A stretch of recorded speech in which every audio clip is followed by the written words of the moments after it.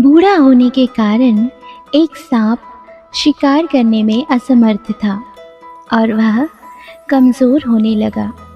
उसने मेंढकों को मूर्ख बनाने की एक चाल सोची। अगले दिन वह तालाब के पास गया और वहाँ स्थिर पड़ा रहा। वहाँ जाकर उसने किसी मेंढक को पकड़ने में कोई रुचि नहीं दिखाई। कुछ देर के बाद कुछ मेंढक सांप के पास आकर बोले, तुम यहाँ इस तरह स्थिर क्यों पड़े हो?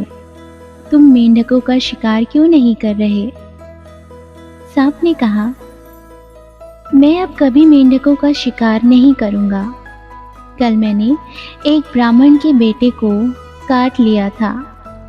उसने मुझे श्राप दिया है कि मुझे अब सारी जिंदगी मेंढकों की सेवा करनी होगी।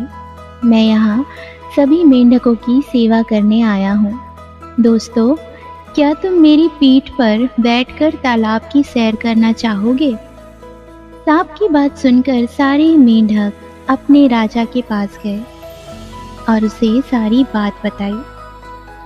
मेंढक राजा ने कुछ देर सांप को देखा, फिर उसके पीठ पर सवारी करने के लिए राजी हो गया। सांप की सवारी करने में मेंढक राजा और बाकी सभी मेंढकों को बहुत मज़ा आया। कुछ दिनों में सांप ने सभी मेंढकों का विश्वास जीत लिया। एक दिन मेंढक राजा सांप की पीठ पर सवारी कर रहा था। सांप ने ऐसा जताया जैसे वह बहुत कमज़ोर हो गया है और बोला, राजा जी, मैंने इतने दिनों से कुछ नहीं खाया। मैं बहुत कमज़ोर महसूस कर रहा हूँ। मेंढक राजा ने सांप को रोज़ एक मेंढक खाने की अनुमति दे दी।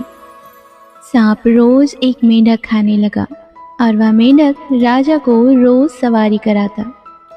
एक दिन एक नाग ने सांप से पूछा, तुम मेंढक राजा को क्यों नहीं खाते? सांप ने जवाब दिया, मैं उसका दोस्त बनने का नाटक कर रहा हूँ।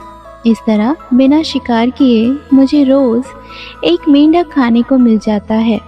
जल्द ही सांप फिर से ताकतवर हो गया और उसने सारे मेंढकों को खा लिया।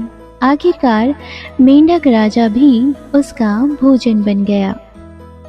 इसलिए कहा गया है कि अपने शत्रु पर कभी भी भरोसा नहीं करना चाहिए।